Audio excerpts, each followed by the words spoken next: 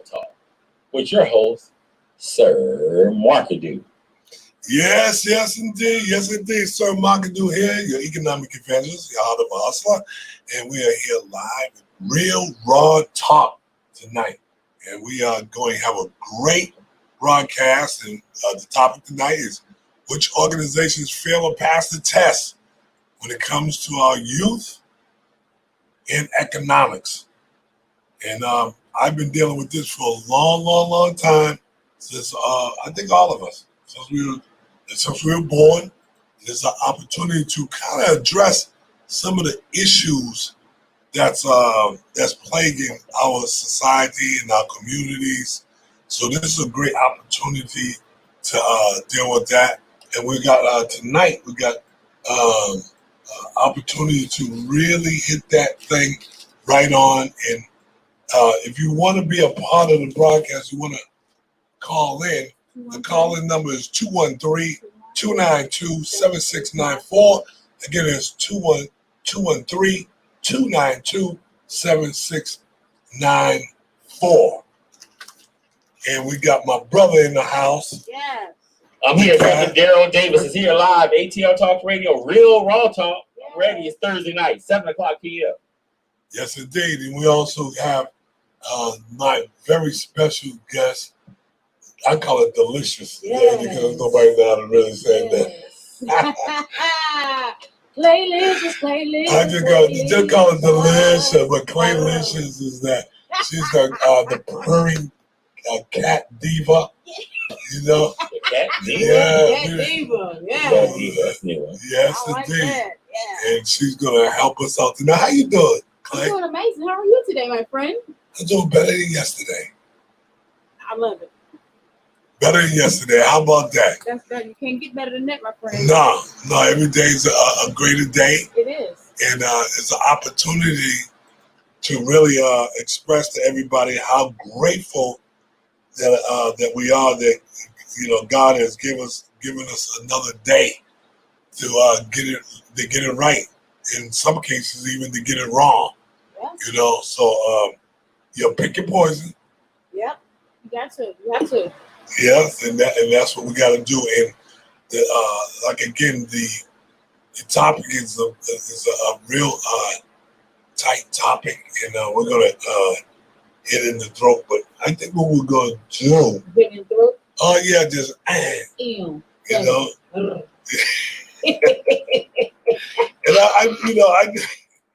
I just want to see who tonight. The organizations, who's out here tonight that have some youth group organizations, church organizations,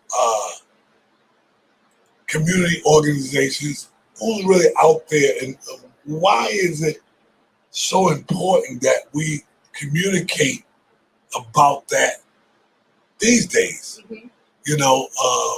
Talking about wealth, success. What are you talking about? Yeah, and just all of it. Just why economics is so important. There's some social media stuff that's really happening right now. I think we need to give it some credence. It's domestically it's happening, which is COVID-19. Oh, yeah. We can talk about that before we really get deeper into this really serious topic, and this is serious too. Mm-hmm. What do we supposed to believe, brother and sister? What is it that's really going on? What is part of it that do you really believe in? Which part of it is fictitious, you think, and doesn't really matter? We talk about the corona.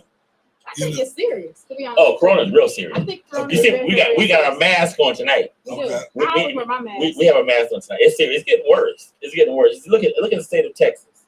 Okay. In California. I mean, look at Atlanta. Right here in Atlanta. It's bad here. Yeah, Okay. People still don't take it serious. Okay, people tell me a little bit about it. I mean, look at him. I haven't looked at him. You look at what? You don't Texas, numbers? I haven't looked at California. So you don't pay attention to the news. So you don't watch very little. So I mean, maybe I'm making me a bad boy. I don't know. No. But I'm No, saying, it's I'm asking you, what you're is not going on? informed. You're not I was about to informed. say, Right. You're not informed. Right. Yeah. So I'm not informed. I mean, So because you you are. sell masks, but you're not informed about why you sell them. Exactly. Okay. So I know there's people are starting to knock on my door, ring my bell, and say I need more. You know. Yeah, they do need more. I mean, so what are they saying about Georgia? I mean, what Georgia mean? Because people they're not adhering to. I mean, it's not real. They're not taking it serious. They don't see. I think how most people feel like if it's not quote unquote hidden, them per se. And when I say them, I'm not just talking about them personally. I mean their loved ones or their friends or people that they actually know. They take it like, oh, it'll be okay. It'll be okay. And it's just like, for instance, like with car insurance. We don't believe we're gonna get into a car accident, but guess what? We all should have car insurance on our vehicles. That's the same way I feel about this corona situation. I feel like we should take it serious. Like, for instance, now I don't know about nobody else. This is for Playlicious. Now I'm a very, very cleanliness person. Yes. So I always wash my hands. I didn't need the coronavirus situation to come through to tell me. They didn't tell me to wash my hands, sanitize. I've always been big on that type of stuff anyway. So it wasn't alarming to me to sanitize, stay safe. And I feel like even just say everything for granted right now. And it's serious out here, bro. So this is real serious. It's not a real, me, it's not laughing matter. I want to know what do people think out here about what's going on with the coronavirus and how has it hit your city or your town? Mm-hmm. Some people are less, get less cases. And then I think like a lot of us, like I just speak for Georgia, like for instance, they were in an uproar because Governor Kemp, he lifted their restrictions and did all this sorts of stuff. Like in April, was it April he released the stuff? Was it April? Yeah, he listed kind of early too. Yeah, and so this is the thing. Like I tell people all the time, just because somebody tell you something to do, if you know that's not the right thing to do, you don't have to adhere. If you know the danger is still out there, just because somebody suggests you to do something doesn't mean you have to do it. You gotta have common sense for yourself. Although we know that sense is not common. Right. And I just feel like at the end of the day, like like people are out there protesting, a lot of people did a lot of stuff, and they just not taking it serious enough. They just loosey goosey. I mean, like wow. I think, like that's amazing. Look how Miami is now. Miami is, it's just the state of Florida. It's really bad. Yeah, I remember they were really lax about it, right? And the governor of Miami, he's a clone of what's his name, the young man in the White House. Trump. So he's taking heed by him. They saying that they're not going to put more restrictions on closing the country down anymore, which I think is bad. Oh wow. So I know it'll affect your business, but people need. I mean, we have to do it again. I think we have to. I don't think we did it long enough. We opened too soon. Yeah, I think so. Look at it. They thought it was summertime was coming up. The heat was going to kill it, but it got where now it's inside with the younger people. Well, the heat don't kill it on the inside a house. Exactly. So how you think it's on the outside? It's not. It's just that I just feel like. First of all, I just feel like the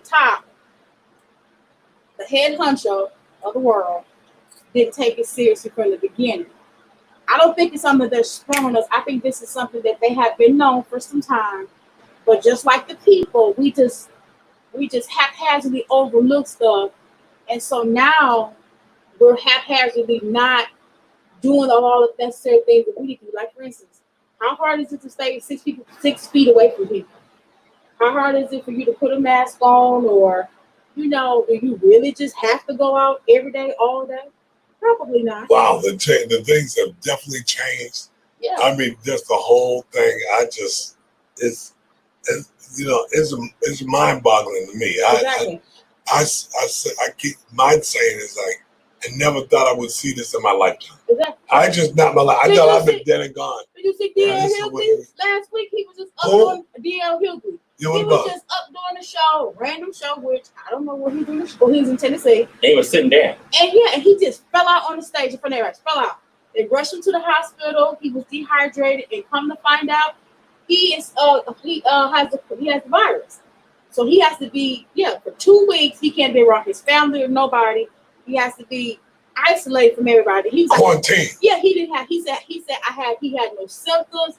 He didn't have all the things that the symptoms, quote unquote. Yeah, the taste and yeah, and all he this. said He said I had none of this. He said I'm blown away. Wow. Yeah, that's amazing. Yeah. I mean, it's amazing. I mean, how about conspiracies? Do you believe in the conspiracies? I mean, is there any conspiracy? What do you mean conspiracy? I mean, like, they did it on purpose. They knew this was going to happen. Are you referring to like celebrities? Well, no, I'm just saying. I mean, on purpose, you were saying all the higher ups and this and the governors over here and the presidents over there. Well, at the end of the day, is it conspiracy? They said, let's open this up. Well, I don't think it's conspiracy. And like right now, I just got word that Texas, the hospitals are full of in Texas. So you have room. Remember, New York was like that at first, and then it changed since New York that they now hitting Florida, New York, California. It's not enough hospital beds. No, it's not. So yeah, that's crazy, man. To me. And they telling you now that if it's not serious enough, then you don't go to the emergency room unless you feel like you got the virus. They're saying if you got like a headache or anytime you feel like if your toe or something hurt, they're telling you stay at the house and try to do it at home. Ride it out. Yeah. Ride or die. But I ain't trying to be funny. Back up in the older days. Ride or die. Yeah, back up in the older days, they ain't go to the hospital a lot for stuff. Yeah. They my grandma ride or die. They got sick, they did it at home at the house remedy. Yeah. Yeah. Yeah. This is an interesting scenario. I'm glad we got a chance to talk about it a little bit. The lines are open at 213-292-7694. Now we're going to talk about a topic that is near and dear to me, is economics. Okay. And what's going on. We're going to go right down and ask people if they have an organization, organization. Please let me just maybe do a slight disclaimer that I'm going to be dogmatic, but I'm going to be loving it at the same time, because this is about not fixing it, but at least adjusting it and tweaking it where we can do better, right? Yeah. But I mean, which organizations really fail or pass the test when it comes to youth and economics? Well, how much do we really know? I mean, let's maybe name a group that. What do you mean fail or pass the test? And what are they organizations? Like the Challengers Boy Club, YMCA. Anybody that teaches economics, right? That said, they come in and they say, "Hey, we got these economic development." Well, I have to say the school systems, because the school system doesn't teach economics. Okay, that's one organization. When we were in school, right? If they talk, I mean, you don't really have any major organizations. You know what? I'm going to just say, let's just leave the schools out of it. Okay. Because they're not there to teach that kind of stuff. But they taught us that stuff. They taught us that stuff back in the day. Well, how much stuff? What stuff? They taught me economics. Okay, what they taught me. Tell me what they taught you. They taught me finance. Okay, what kind of finance? Tell me what they taught you. I mean, in junior high school, they taught me how to be responsible to pay bills, go out and get a job, how to increase my money, what to do. I mean, the stock market, taxes. They taught me all these things when I was in high school, in junior high school. Taxes. I learned how to do taxes in high school. I did. Okay. Taxes. I learned how to do the stock market. So what did you do? Well, how many people? I did a ton of taxes. When I was like 17 years old. How many people will actually utilize that service to this day? I mean, who utilize my service? No. You got these students, right? They're in school. They got these economic classes, and how do these classes convert to people making money? It can work. I think it can work for me making money. Well, yeah, you're one in, yeah, so it does work. 1 in a million, probably. It does work. Okay. Let's get past the school. What other organizations out here? Let me ask you a question. Yeah. When you say why would you not touch on the school? Well, we touch them. I mean, they're not really there to teach you how to be an entrepreneur. Per quarter. Well, we're talking about people that teach the economic development classes. This is more evident now more than ever. There's nothing. What organization? Okay, let me see. This ain't NAACP. Well, they don't teach. I mean, No, they they don't. say, well, we have. Or UNCF. They don't do that now. So, but then again, you find out. Okay, so they fail. I'm not gonna say they fail. Okay. I'm not gonna say they fail. Okay, I can't say they fail because I don't know what NAACP is teaching young people. Do they have a branch or a party organization that teach young people anything, bring young people into the NAACP? Do young people go join the NAACP? Normally, it doesn't. It's not the young people who join in a high schools or it's just like more people in their 30s and 40s join the NAACP. It's not a vast amount of young people joining. Okay, it's just one group. I'm just saying any group. There's other groups out there. I mean, there's let's say I don't know the what do you call them when they pledge in college? Sorority and fraternities, right? How are they teaching economics? Well, they do. They have these organizations. But how? But they don't. And they do. They say, well, let's. Do you know any organizations out there right now that teach economics to young people? Yes. Which one? The Qs. I mean, they do it. The Father Initiative. They do have. We can say like Big Brother organizations. Stuff like I'm that. just saying. You know, they're there. I mean, I'm feeling this energy here. It's like there ain't no organization out here that's doing that, and that's some bullshit. Because they're out here. I mean, I don't know any of them. No, that's really like. So you saying the Qs are doing this? Yeah, there's organizations. What other organizations you out tell there? Me. When you come with this topic, what other organizations are out there that's doing this? Well, I just said a couple of them. I mean, the NAACP, they are out there striving for let's teach economic development. It's happening. NAACP. Yes, they got You have facts on this. You go online right now. I would do it. I can do a little fact check, you know, and it doesn't even matter. I don't even care really who these groups really are. I'm just saying there are nonprofits that have economic development where they teach about financing, they teach about real estate and taxes. They teach on investments. There's investment groups out there, right? That teaches that to the youth. I mean, it just happens. That's just these organizations. Can somebody right now plug in and just say what organizations out here in our community today that's teaching economics? Let me come up with a group. Let me just say. The Black Billionaires Club. Well, okay, now they do say about the NAACP. I already know they're going to say. I don't have. But this is what they pledge. I mean, but I haven't witnessed it. Have you witnessed it though? Yeah, I'm telling you, I've heard. You know, being in the round circles, people say, "Oh, we teach our kids economics and economic development," and I'm like, really? I said, go ahead, come on. Because we're going to get to the point in a minute. Because I want to know what organization out here right now that teaches economics and economic development and their youth and young adults are entrepreneurs right now. I mean, they went from taking that little course to say, man, look at me. I can let me do a testimonial. Okay. So what organizations do you since this is your expertise and this is what you do and you're great at it, what have you experienced or what organizations have you personally experienced that has went from zero ground like yourself to helping somebody to go and flourish to be economically advanced or economically on another level? I just mentioned one, the Black Billionaires Club. They teach people how to level up and level out, and these people that come into that organization, their businesses are flourishing. and I'm one of them. So you're teaching young people. No, I mean, I do. I have.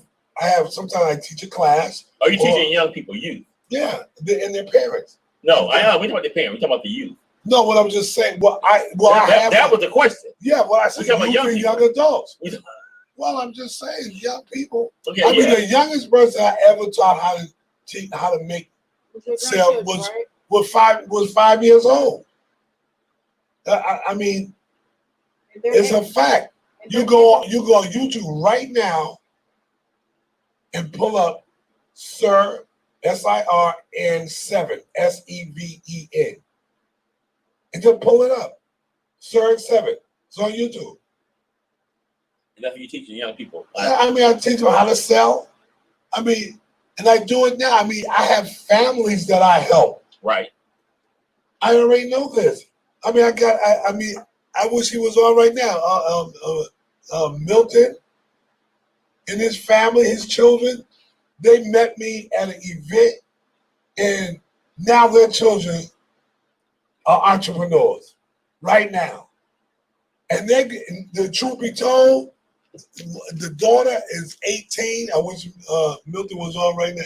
The daughter is 18. I think the son might be 16. And they're taking over the body oil roll-on business that I created. I'm getting ready to turn them on to 3,000 or 4,000 pieces to one store. The daughter and the son is going to be ahead of that. They're going to head that up. So they're going to be pouring the How old order. are they? How old are they? 16 and 18. Okay. But when I met them, they were like 13 and 15. Okay. That's good. But now they're taking over this game for me. So they're going to be pouring in labor. I got a Korean brothers out at Buford Highway that order 3,000, 4,000, 5,000 of roll-ons at a time. They're getting ready to start to fulfill those orders for me. I ain't got to touch it no more. Right. I sell them the bulk, and they pour it down. And now these are some of the people I taught. Okay. So and then I mean, and the list goes on and on and on. I mean, there are plenty of people that said, "Man, if it wasn't for you," These kind of people should have brought them to the show. You should Right. have youth on I the got show you, tonight. and I'll do it again. Exactly.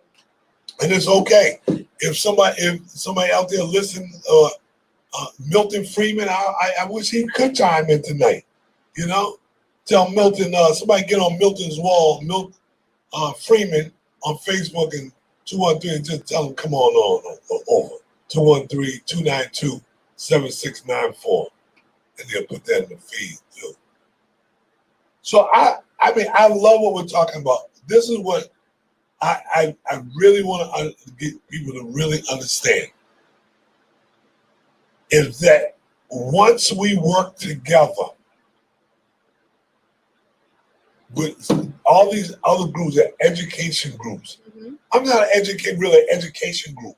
Right. I'm doing, and we're getting closer to having our own little classes in here again.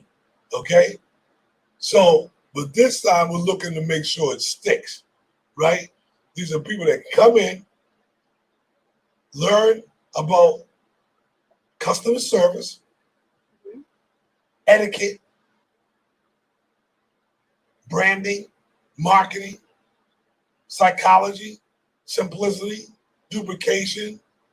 So these things that once these groups, other groups, implement some of the things that we have, let me tell you the one thing that really sets this whole thing apart from one thing to the other. Okay. You have an organization that needs that teaches economics development. Okay. So whatever curriculum that they use or whatever, right? At the end of the day, when that whole class is done, Right. Here, congratulations, little Claylicious. You gonna give them a certificate. Here's your Yeah. certificate. Yes, I did it. And he said, now what do I do? What you gonna tell them? What do you do from there? I mean, the kid, what are you going to do? Let's say they just took a real estate class. They're 10 years old. They went through it. Now they come out of it. Now what do they do? What do they do? Go buy a house? Go buy a purchase? I don't think so. I mean, if they come out of your class, they're gonna start a business. Yeah. Do what? Do what? Selling your product. Oh, you're talking about real estate. Well, we know you can't. What will they do if they finish taking your class? No, I'm talking about a real estate class. Oh, real estate class. We're talking about real estate 10, class. 11, 12 years old. A real estate class? They can't do anything at 11, 12 years old. That's what I'm the answer. Oh, yeah, they can't do anything. Right. So, but they do have the knowledge, which is important.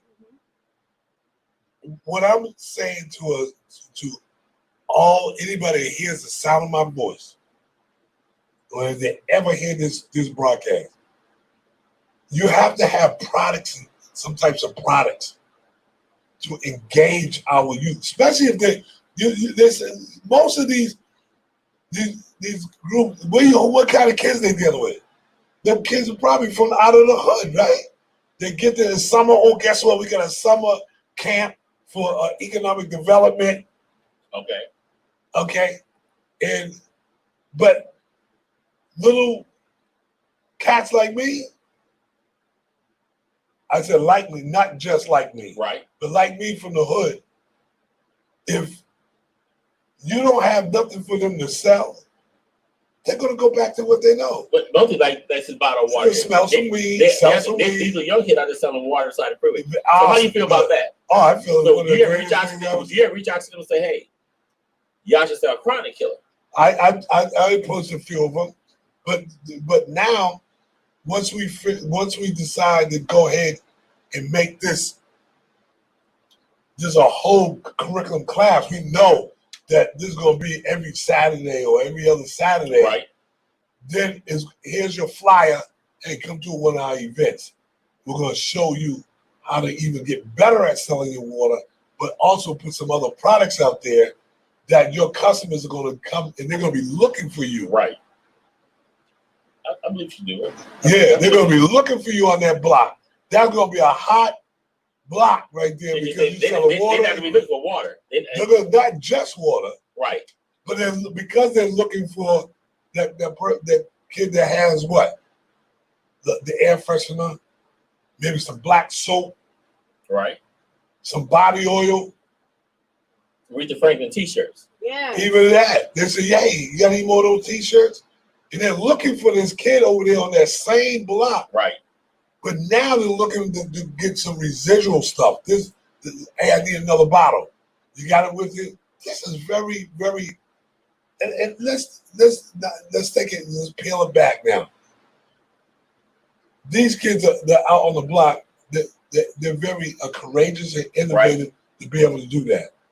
But we're talking about organizations that they have these classes, but they don't have nothing for the kid to sell afterwards. Right. I don't care if it's my products or somebody else's products. You gotta have something to engage and stimulate the child to want to want to do this. Right. So you take the money in your pocket. You know, you can teach a kid how to do stocks, right? Right. I think they're gonna need some money. Of course. To do stocks. So what are they gonna do? Give them the money to start the stocks? Or they're gonna say, hey, we have a program where you can sell some products. We're gonna show you how to take 10 to 20% of your profits, right, and put it to be able to invest it in something right there in Robinhood. Okay. Now we got some collecting, we got some money turning, right? Mm-hmm. Well, okay. What's going on? I got you calmer now. This is. Oh, you ain't got me calm. I'm just listening to your plan. I mean, you're less crazy now. No. What about this? No, I gotta keep it. I mean, I'm thinking realistically. Yeah. About young people. No, do you think young people want to come and sit down in the class to learn stuff like this? The products and stuff like that? Just to learn how to sell. Yeah, I think the ones that want it will. This is not this is a private sector. We know that 1 to 2% of all our citizens of the world, the planet Earth, are entrepreneurs. Okay. Yeah, That's a fact, Jack.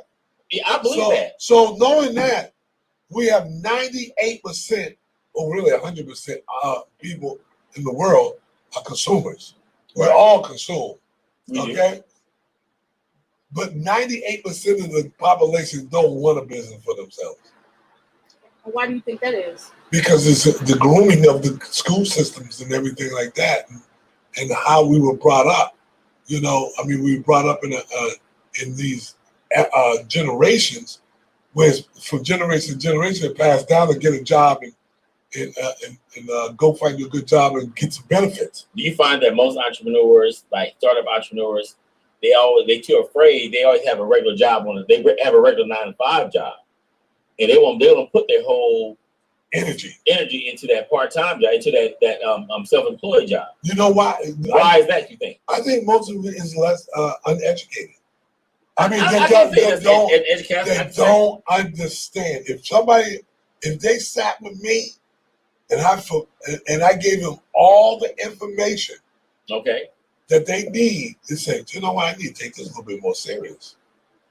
Because a lot of times we're not, it's our exposure Right. and access to information. And when there's a lack of it, you're not stimulated enough to even make a better decision. Right. It's just the way it is. You know, I was exposed at an early age to hustling. Mm-hmm. You know, But you. but if I wasn't, I would have been just like my brother. They were just hanging out, looking at TV.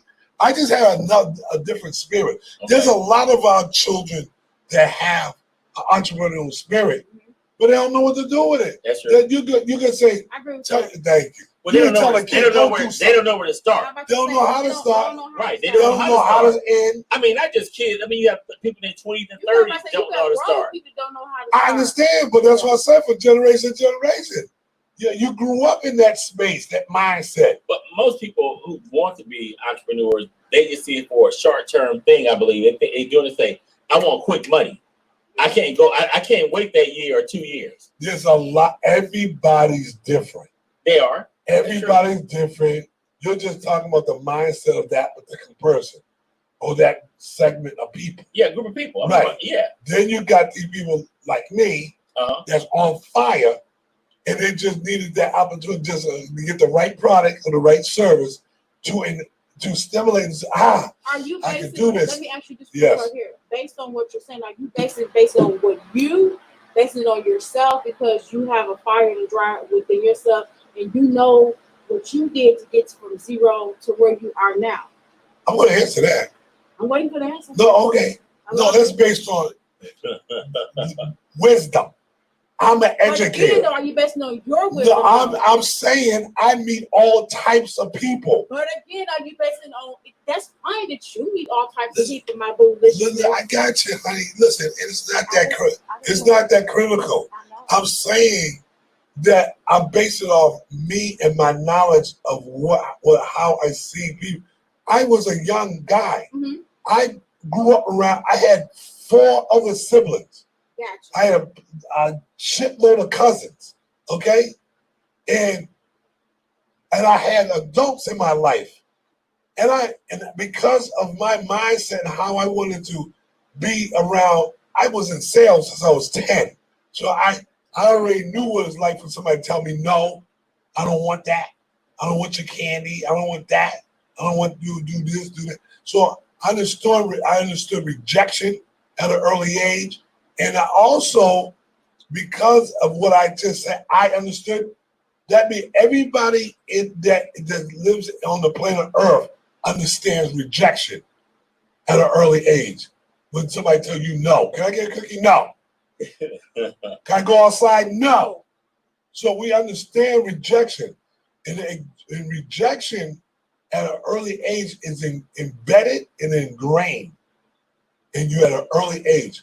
So is the other side of somebody saying yes and stimulating your economy. Right. So what you experiencing, the first somebody saying, "Here's some money here, I'll buy that from you."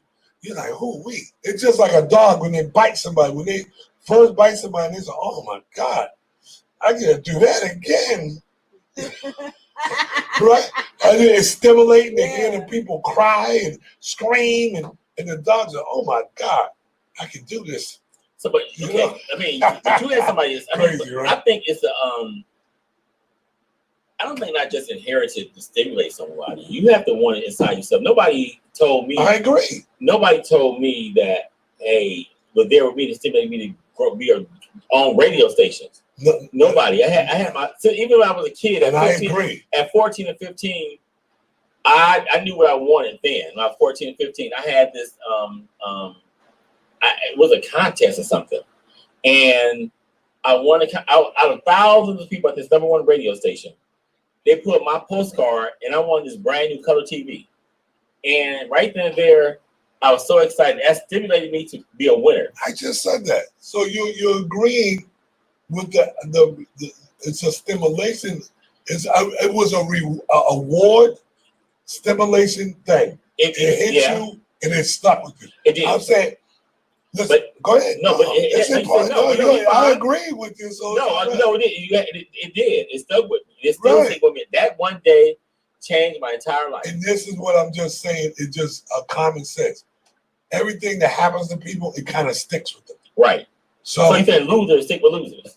It's just a phenomenon that, even though they think they want to win, but they're natural losers. Right, because I don't know about natural, but it's been stimulated to do it. Right. It's like, I ain't gonna win.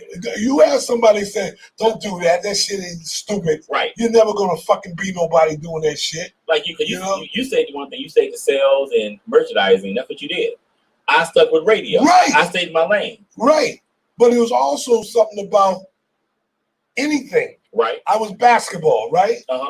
Sport. At first, I played baseball. I said, "Oh shit, I like the way, right. we won that game." And I was like, "Oh shit."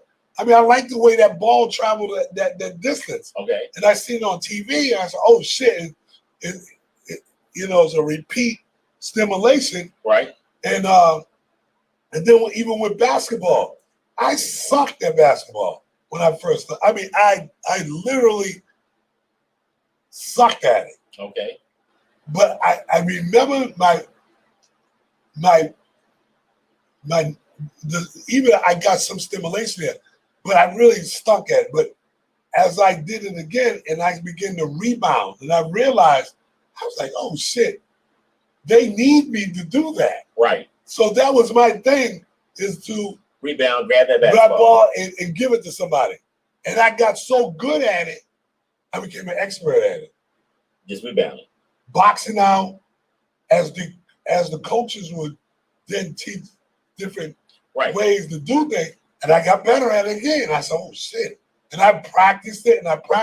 So that was something I wanted to do. Right.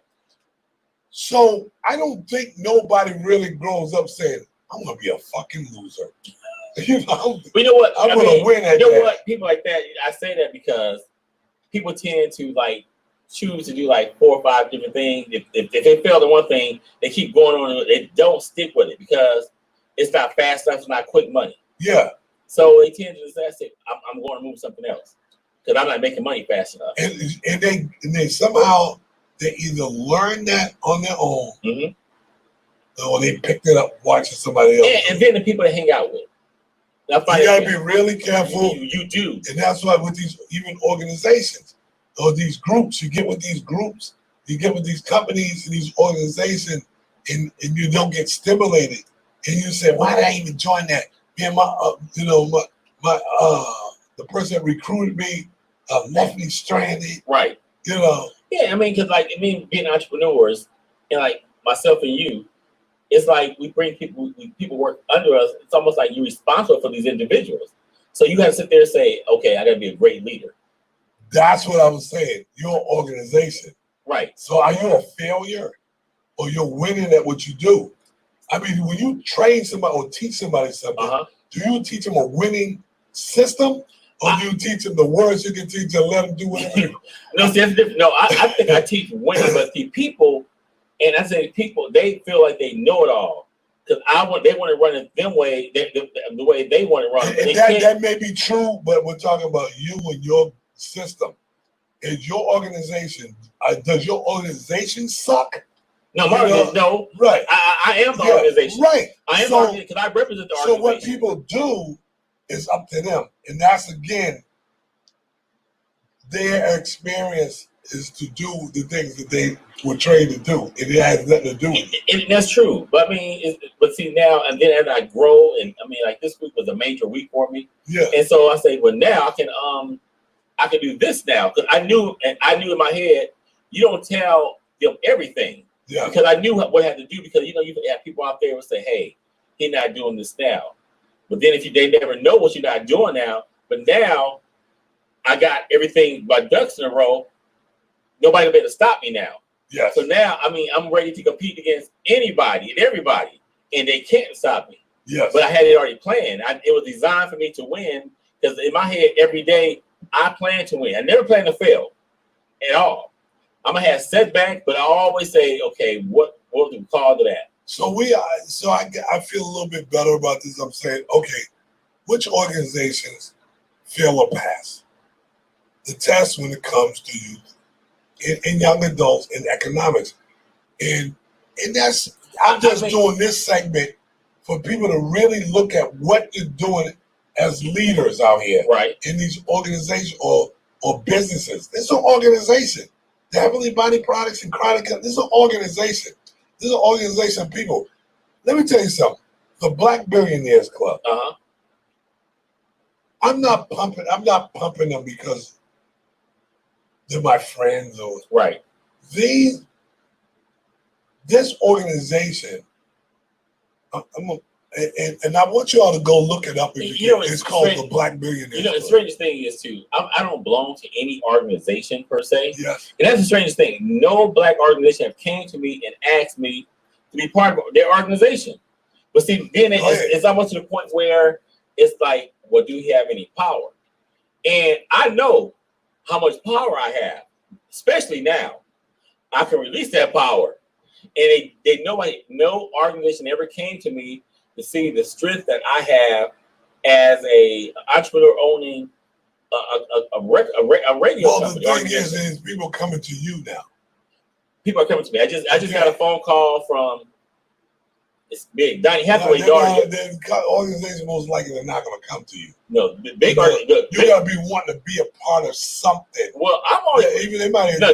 People come to me want to be part of me now.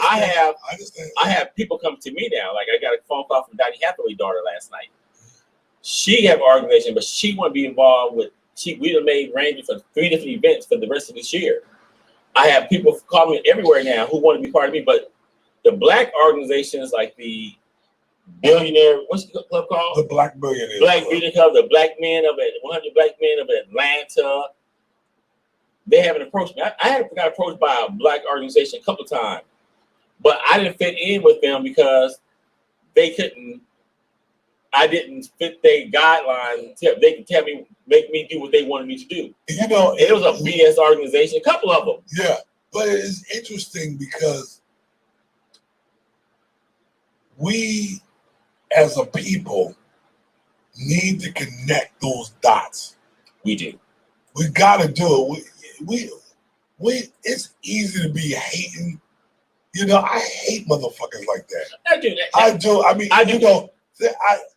I'm not here to bash organizations. I don't bash organizations. I want them to open up and be aware that some of the shit that they do ain't worth a fuck. It's not. You know what I'm saying? Right. You get this money, this grant, and you do something. What I want them to do is at least look at saying, how do we somewhat connect with another organization that stands alone and can be able to help us? Let me use it because we're talking about youth, right? In economics. Yes. I can say our organization at Cluster Radio Media, I have given back to youth, Georgia State internship program that I have actually, Georgia State make money off these kids that came to my radio station to work, but didn't get their 3 units. I didn't make any money, But these kids got a chance to learn radio. And still, now I gave them a job on air personalities. And I'm teaching them other things still. So as an organization, I'm out there teaching I'm teaching people every day come to me. And I'm working on a teachable program now. I'm working on it yesterday. I'm working on a teachable program for everybody to teach them radio. And I just want to add to that. Okay. Because this is what I'm saying. When you do it, right? Mm-hmm. The one thing, and we spoke about this before, and I'm just going to make it even plainer now. Teach sales. Hold on. Make sure that's high on the list, because when you get these people into the radio game, right, you want to make sure they know that one of the reasons why you're here, you might want to be a personality, but you got to know how to sell. If you know, yeah. I learned. What the strange thing is, I learned how to sell when I was 19. What did you say? Radio. Yeah. I saw radio. Radio ads. I started the intern.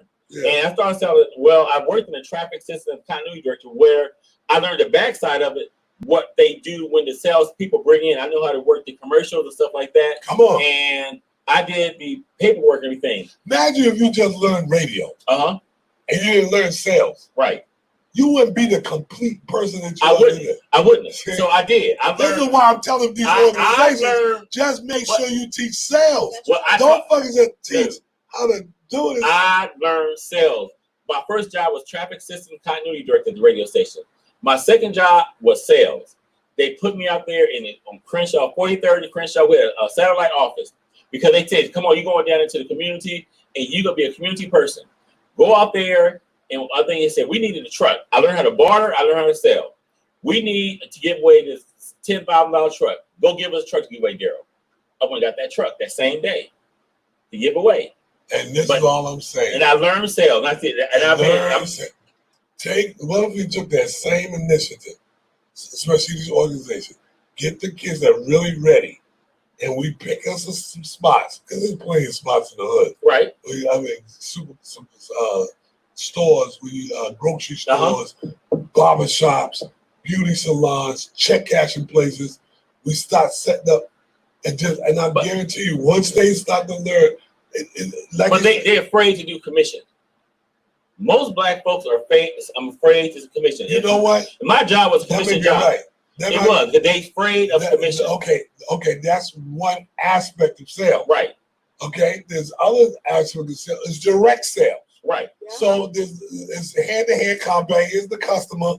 You still gotta get commission because you don't own shit. Right. So you got to. But I did. So I got the product. We're still gonna give you a commission. So it's all commission based. If you're gonna get in sale, I don't give a fuck what you get into. And then I started working for different finance companies and loan companies where I was a salesperson. I went out there and sold loans, and I did it. So how many people tell you no?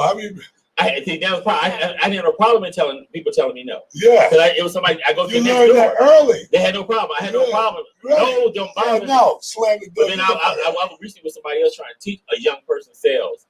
But I said, you never sit there and go against me. I'm teaching you. You don't go against the enemy. Yeah.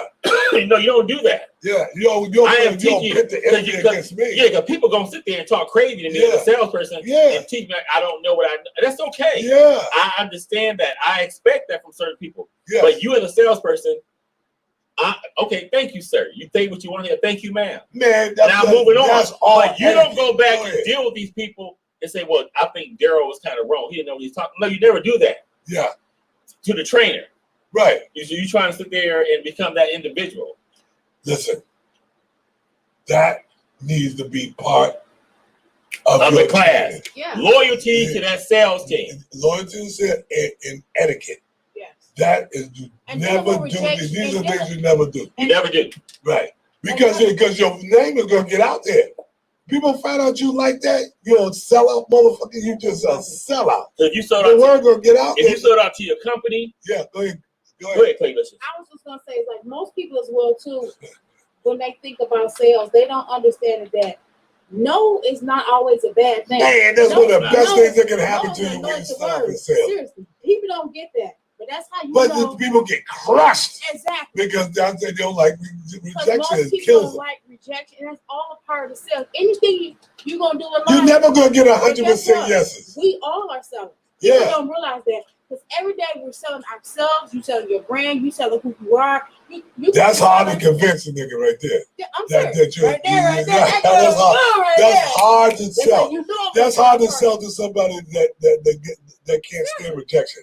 That you're always selling. You're selling When I yourself, used- and they may say, yeah, okay. When But I used listen, to when be, you know how many people I come against and say, I can't do sales. I said, because why? most people I said, have man, I ain't into all that. They're telling afraid. you no. They're because afraid of most rejection. people have most people's minds are programmed to say I can't. Most people minds are so closed off to that when they hear the word sale, they think sale means like, oh, it's just You gotta go out there and beg people. and that's to not buy what it. sales is, and that's not what it is. I already see, Like, when I you used know, it's by my experience. I Yeah. can know that because I'm a teacher, educator. I know how sales work. When I see my friends break down right in front of me. Exactly. Like, what the fuck? Exactly. Because I would take them out with me and go sell. And they're like, oh, I can't do this. I said, why?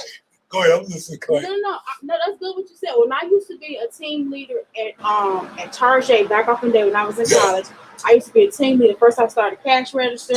Then you know the little Target cards, right? I was our top salesperson for the Target for them little red cards, right? And they said, Clay, how do you do it? I said, listen, 1 million people come here today, and I'm telling you, 1,010,000 people It's a will tell numbers you no. game. Yeah, they'll tell you no. But for every no, I believe I'm gonna find a yes, and it's about That's attitude. what you're looking for. It's about the right That's attitude. it. If you have the right attitude and say, today, this is what will crazy. happen for me. This is what love can this. happen. This is what's gonna happen. You can tell me no all day. That's fine. You just tell me Yeah. no at this moment. But why are you telling me no? Yeah, and you know one of the words I use, I teach when I teach What's somebody that? when somebody tell you no, Right. and when that customer get ready to leave, say thank you, maybe next time. Right. That's what that's one of my. But then once again, maybe next, I But love you saying bring that to this, people, you bring, and they say okay, yeah. Yeah. They keep open. and I have no problem. It's how you present yourself too. Yeah. Exactly. You going to sell yourself to somebody. You don't go That's in dressed etiquette. up in sweatpants and Yeah. a t-shirt. When you go, you supposed to say this man is serious about what he's doing. That's true. Even though they're gonna tell you no, they gonna argue. Remember, you give them something to remember you. You know something? That's true, but I can guarantee you this: I Uh-huh. can sell anything anywhere I look. I can too, because I'm good at it. But your Yeah, odds but are much better. Better, yeah. If you, Especially if you're kind of slow in but what if you're doing. it fits the position. Exactly. But if See, it, I'm gonna tell you something. but if you want to sell in the street, come as you are. But check this right here out. Like, I ain't trying to be fun. Like, look at the panhandlers on the street. They Them still people- get paid. I'm about to say that. You know what? It ain't image. It ain't they image. being Image say protected. the image is everything. That's a motherfucking lie. Exactly. But then again, I'll like, tell you. but if you go into ad agencies, like, Yeah, you got to go in a certain yeah. kind of Well, way. that's the But image. that's I something. mean, But then I'm again- just saying. But then again, You're right. I try to teach people as well. Yeah. Let's say I'm trying to get this real estate company. I want them to do something. So every week I'm going to that for 10 weeks. I got a 10-week program for you, and I guarantee you'll get 3 people out that office. You go every week, 10 people in that top real estate company. Take them about a chronic killer and a business card. You don't even want to see them or talk to them. You want to put it in their mailbox. Week number 1, that's what you do. Week number 2, you take them a pencil with your name on it. Every week for 10 weeks, you take them something and put it in their mailbox. Guess what they're going to do? they're gonna remember you. They're going to remember you. And guess what? They're going to say, They're gonna say, I like you. because the 10th week, they're going to say, we give you some business. Yeah, I like you. I did that all the time. And I got business all the time like that. Because I didn't care about seeing them, but I knew I had a plan to get business from that particular office. So I had like 10 or 20 offices I did it with. So I kept business all the time. That's some sweet shit because I mean I do it like when I go places and Yeah, I can might you give them a do? You bottle. all get. You should. Because guess what? They're gonna say, "What this man was nice." Yeah, and I spray some for them. Definitely, you're supposed to do stuff like that. And then I realize they say, hey, here's a little extra, you know, and they Because- remember me. And They'll you come know, back. you're I the mean, head like, person guy. it's like me. I mean, just like my neighbor. I kept telling him about you. I gave him a bottle of Chronic Killer, and you see they came up here and they because I was supposed to bring them up here. They'll be back too. They talked about it today. You know, she said she's gonna What? start doing What? selling at the school in Decatur. And it's what's going. And that's, She did. I had a conversation with Open her up. at the station today. She was there. She said, that man was a nice guy, and I'm gonna start buying stuff, selling that to Say school. that, just like that. And that's what she said. See? Can you get? I mean, because So this is an organization. I want organizations to understand that you got to teach your young folks how to sell something. Exactly. I mean, if you're going to teach them the game, teach them how to sell it. Exactly. The game. because they're gonna have to give some stuff away sometimes. Yeah, teach them how to sell Give them a something. pencil. You They have gotta money, get they them want in it. the selling game. You know, it's just a simple thing that I'm glad that we got to check, because this is something that I something like this. I'm gonna be real with you. I expect to go viral. Right. Shit like this don't go viral. You know, because people do not anticipate really talking about sales. The one thing that organizations really need is to let these young people, ask your young folks, if y'all hear the sound of my voice, you got an organization, ask your teenagers and ask the young adults, do they want to make some money? And just ask them, so you want to make some money? Anybody here want to make some money?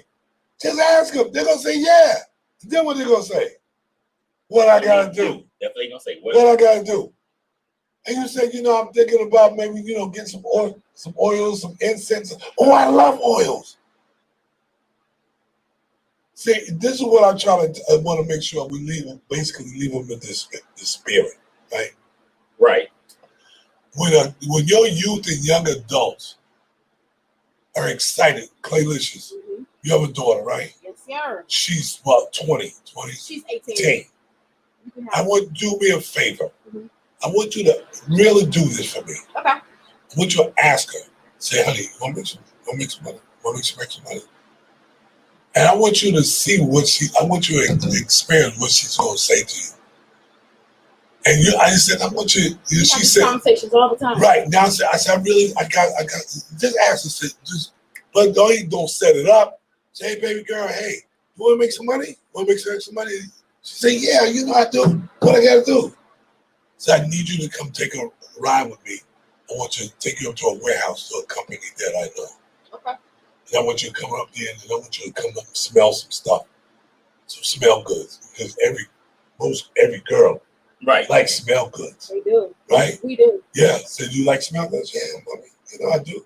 So they got shea butter, black soap, body oil, burning oil, lotion, bubble bath. Really?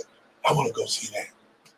Now, if she seems like she's excited, you in your mind, Claylicious, Yes, sir. you need to be saying, let me get her up here in some motherfucking bus spot as fast as possible. Because if I can get her excited about this and get her going, and just here, then I know I'm the type of person that this is just one stream, honey. Your mama knows about other streams. Exactly. And you do need like 4 or 5 streams of income coming in all the But time. you need something that's going to sell immediately. This will get the confidence up. And this is something I learned when I was a kid. I sold candy. And every time, especially the girls and the women, would buy from me all the time.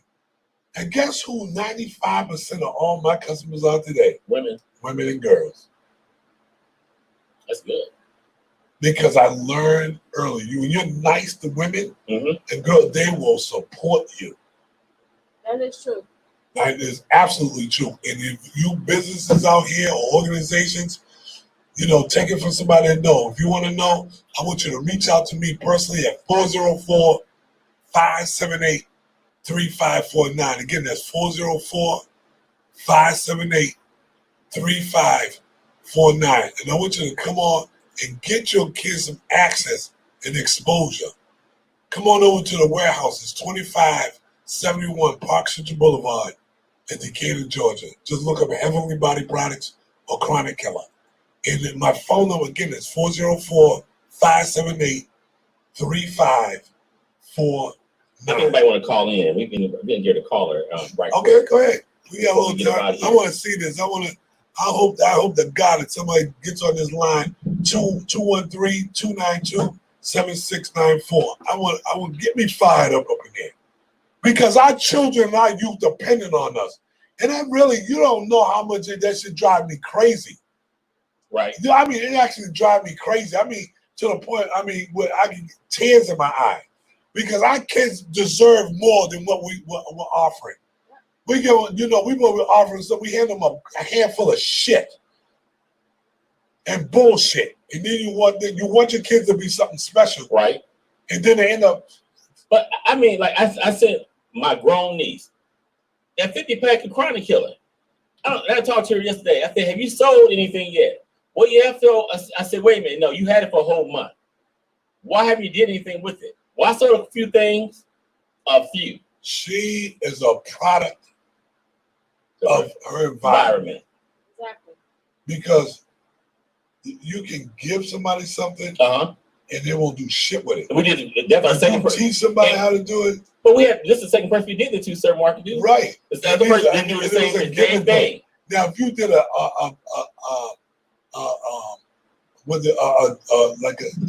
show, you're doing a show and you're doing an offering like somebody you want a TV. We do it as a, you know, as not a giveaway, but somebody got to win it. Yeah, call it. We got 10 people. Call it back. We got 10 people that want to that's battling for this 50 piece. Right. Caller, what's your name? Where you calling from? Oh, my name is D, and I'm calling from ATL. What's up, D? It's D, Sir Mark. What's up, D?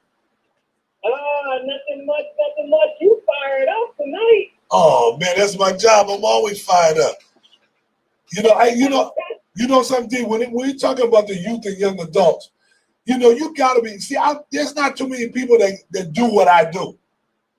I love the youth and young adults. I mean, I literally love what they do because I was a product of that shit, and I know if you're not teaching young kids and young adults how to sell stuff, you're a mistake. You think those kids are gonna be somebody special? It's a hope and a prayer. You're just hoping and praying. But when you teach them young how to sell something, they are confident with it. Oh my God, it's nothing like it. Because I was like that. I was 10, 11 years old. I was on fire because I could sell. By the time I was 13, D, I never, ever, since the age of 13, asked my mother for a dime. That's me too. My mama told me at the age of 15, she not buying any more clothes. So I couldn't. One of the best things she ever did. It was the best thing. Your ass woke up. I did. It was. My question for you guys. Yes. My question for you guys. Yes. Great conversation as you sort of close it from becoming us teaching our young folks about being an entrepreneur to some of the pitfalls about organizations that, within our own communities that don't do enough of teaching. Now we're talking about maybe narrowing it to a field called sales. Yes. How many of us are out there on the corner with a whiteboard talking about sales and writing numbers down? Nobody. Exactly. It's not a lot of people. So we teach the curriculum. Exactly. We don't teach them. And then on top of that, we got to teach in accordance with how we learn. Yes. Come on, make that plain.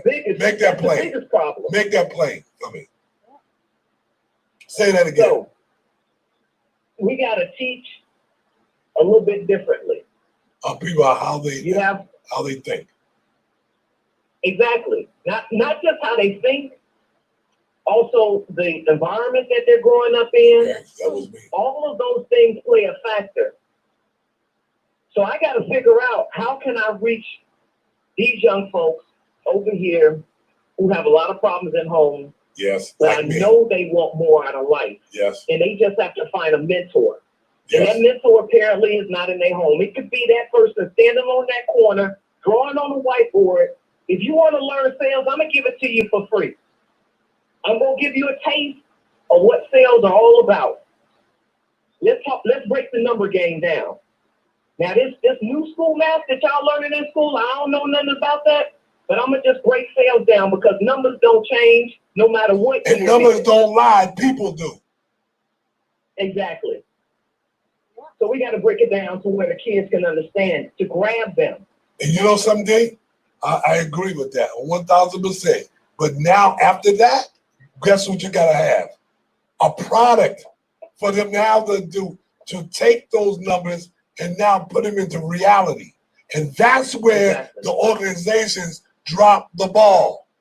And I'm Yeah. not saying not saying that to help them lift them up.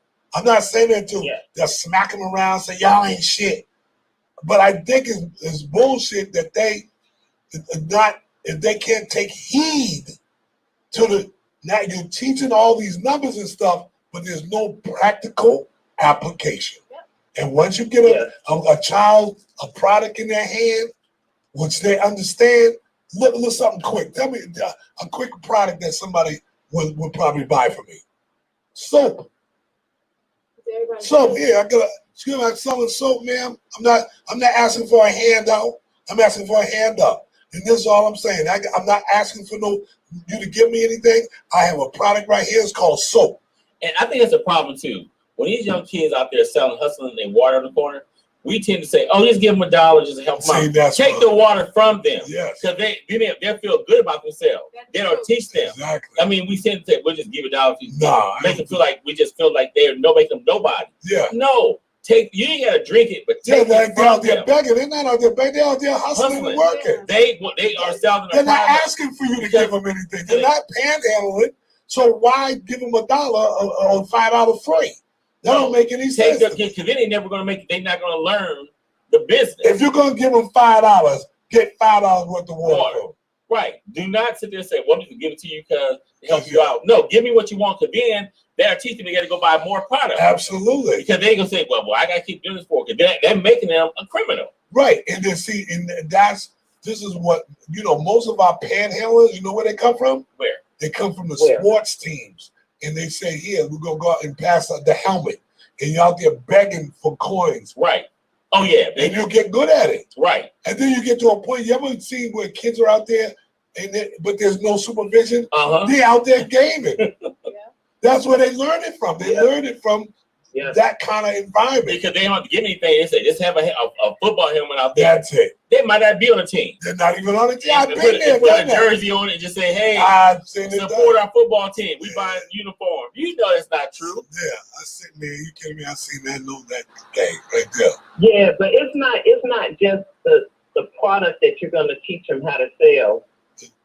That's just key to that. It's a whole gambit of what you have to teach them. Absolutely. The sales portion is just a segment of it. Absolutely. You got to change your mind. You got to change your mindset. They got a hustler mindset. Oh wait. Hey, you got to teach them a little bit of business to them. Come on, D. You know what? You just got to break some things down to them. Absolutely. So let me see what's going on at home. That's going to play a mental impact. Absolutely. Where you may be moving forward and coming back the next day to sell that bottle of water. It's called psychology. It's called psychology. Exactly. You got to teach them psychology. And and I teach it's not just how to make money, it's the art. Yeah. It's the art of making money. See, there's an art to getting that money and taking money from people. I've been taking people's money since I was 9-10 years old, legally, morally, and ethically. I love it. I always, but I earned it. When I took their money, it was something I gave them in return, in exchange. You see, and that a product or a service. I said, my next door neighbor, can I take your trash out? Right. I come over here every week, take your trash out, you give me $1. No problem. And I treated it like it was a job. That was my job. Yeah. And I was great at it. And I got like neighbors, these little kids. You think there was some say, "Hey, they don't even speak." It's the parent. It was that mama fault. She started now. All of a sudden, she came to me. Well, maybe my fault. No, the mom. No, it wasn't the father's fault because the father was totally different. Okay. It's the mama fault because she was evil. And then all of a sudden she says, Mr. Darrell, maybe my kids can help you watch the truck. Why can't they come back? They don't even speak to me. Yeah. And they what? 8, 9 years old. I got you. And now also they wouldn't even live there. So now that's a big disconnect, because the same thing happened with me. It used to be when you're growing up, you could see kids pushing a lawnmower down the street. "Ma'am, sir, can I mow your lawn?" I had to call a friend and say, "You got 5 boys sitting at your house. 5 young boys sitting at your house. I need to put them to work." I didn't have to ask them. The environment. Most people don't understand the environment. They don't even know how to talk to people. They don't even know how to say stuff like please and thank you nowadays. My brothers were heroin addicts. and addicts Mhm. and alcoholics. And I chose not to go that route. I had to figure out a way to get away Yeah. from it. And I think it wasn't for basketball, and even my father, you know, my biological father used to come down south and stuff like that. And I had a different mentality. My mother was a rugrat, so I took on her. Right. You know, you can still see some of the rugrat mentality in me. You know what I'm saying? But you can also, the people that know So me. do you see your son taking after you now? Hell yeah! I mean, he didn't have no choice. I Is fucked him up. he learning to But sell? he's a good guy too. He Yeah, went he's a good both guy. ways. But now I His know. mother was this one way. But I had both sides. I had my mother and my father personalities. I'm in and out. So he got a chance to see the dog in me, Right. and he get to see the love in me. Right. You know? And you probably have to have a dialogue with your son as well too. A lot of He times wouldn't be people say, working with me now. do if he this wasn't. and do that, do this. And he tell you about sales. But you Yeah. got, like Dee was saying too, that like pretty much we all were saying as well too. You gotta learn how to you gotta meet people where they are. Right. Everybody ain't coming out. No, everybody ain't like me. That's what you were saying to me Yeah. earlier. Is that from your experience? No, that's Like, I was just saying, because a lot of times people, like most people think, and this ain't no disrespect to our culture or whatever, but most chocolate people, they think get rich quick, fast, in a hurry, overnight, right now. And they got it from somewhere. Exactly, because that's their mentality. But they don't know how to. I won't say they don't know how to. The average person is not around successful people enough Access to be and able to say, exposure. exactly, to be able to say, you know what? Let me show you. Well, come around me. I'll tell them how to do it. Let me help you to get I'll help wealth. And not on, and see, people don't understand. Anybody can make money, But can you keep generating money the right way?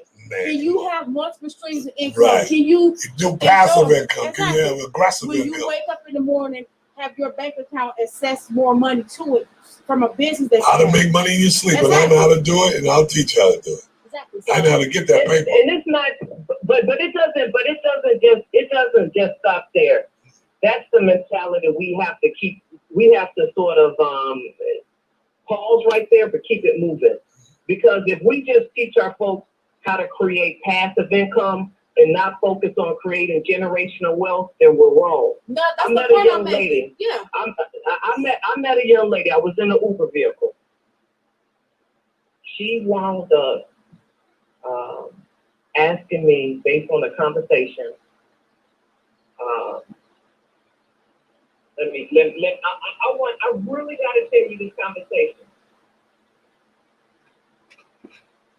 She said, Dee, and because I told her my name, she said, did you hear what this commissary just said on the radio? I said, yes. What she said was, you need to be able to create generational wealth and leave it for your family. And even if you don't benefit from it, your grandkids will benefit from it. She said, do you agree with that? And she said, you shouldn't me because I don't believe that. I said, no, you shouldn't me because that's exactly what you ought to be doing. Creating generational wealth for your grandkids, even if you don't benefit from it, even if you go through the hard labor. Because that's not our mentality. We forgot about our slaves, our previous foreparents that went through all of that. And we reaped the benefits, and then we took a pause from what all of what they did, all of what they endured. We took a pause. Half of us got the mindset to continue on and create generational wealth. Then the other half of us have this hand me out type of mentality. For those that have the hand me out type of mentality, we have to keep pushing them forward. So it's not just creating passive income so we can have money in our pocket, we can take a trip here and there. I need to start teaching you more than that. You know something? I'm glad. You're actually you're right on the money, Ms. D. And I'm glad you talk about that because I have a 10,000 square foot warehouse on there, and my son is a beneficiary of that, the benefactor of that. And I talk about generational wealth all the time. And I realize that, my grandchildren come in here and play. So I know that they get a chance to hang around me and watch me collect money, Right. and do the thing. And Exactly. my youngest granddaughter is 5, and she already knows. She was saying right here, I said, who's the boss? She said, I am. I said, well, who I work for? She said, you work for me. And that's the way I like it. I said, you're the boss. I said, I'm making sure that this is in position for you when I'm not around, for you, this business will be yours someday. You just keep that in mind. And so the one thing I really realized about generational wealth, if you don't build it for yourself, it won't be no generational wealth. Yeah, that's You true. got to build it for yourself. You do. And then but you got to be able to educate your children within what you're doing, because if you just to build it for them is not enough. Right. They have to be a part of it, and that's what makes it a generational wealth. We were talking In about that. complete agreement with you. Yes, In complete agreement with you. But some of us get that mindset, I'm creating the wealth. I'm creating the wealth. And it's just for me. That's most people. And they don't, and then they don't set up trust funds. They don't set up, they don't move anything legally to be able to leave that legacy behind. Protected. So if I only had that legacy, if I only had that thought of it's just me, and let me create it, and not understand that I'm creating it for somebody else that's in my bloodline or my lineage, then sometimes we lose sight.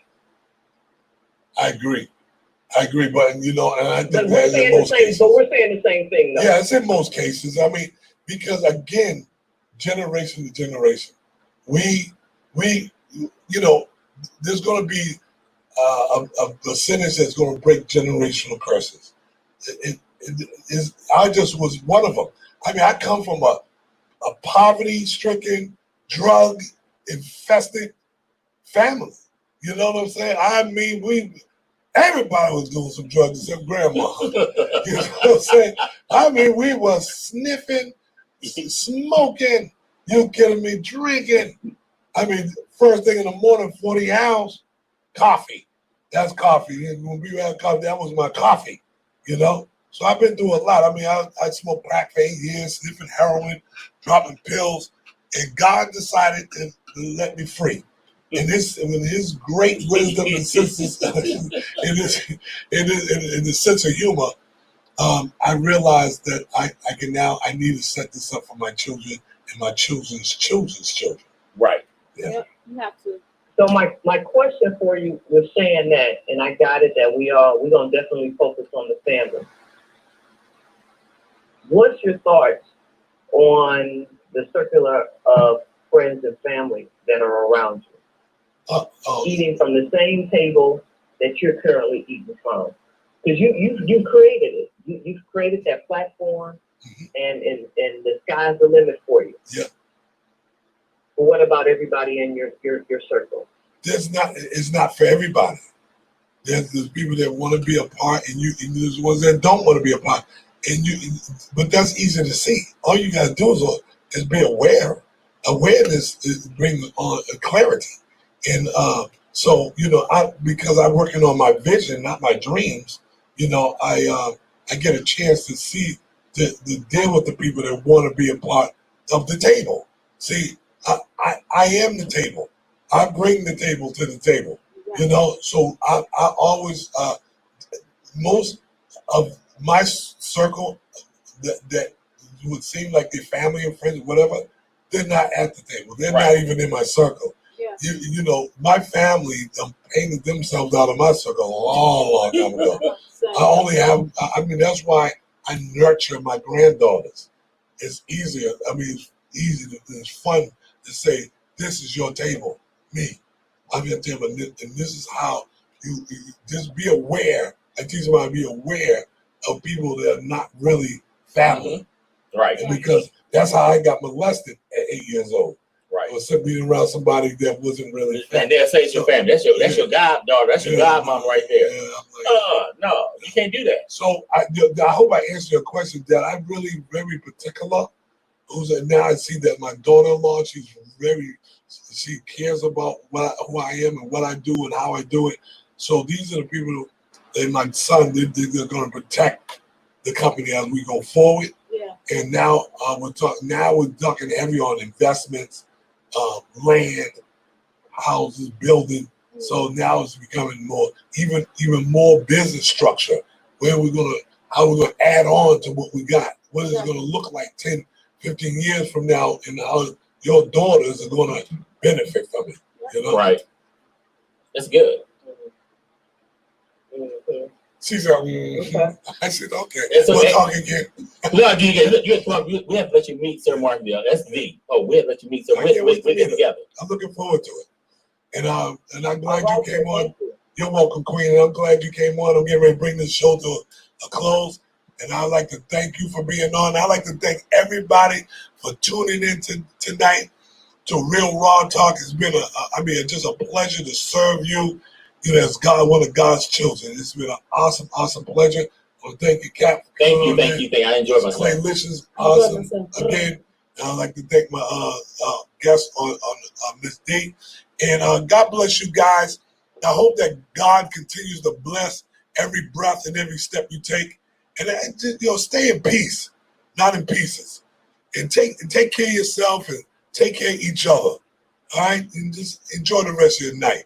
Have a great night, everybody. Peace, love, and community service. And remember, when you master community service, you will master customer service. Have an awesome night, everybody. Peace and love.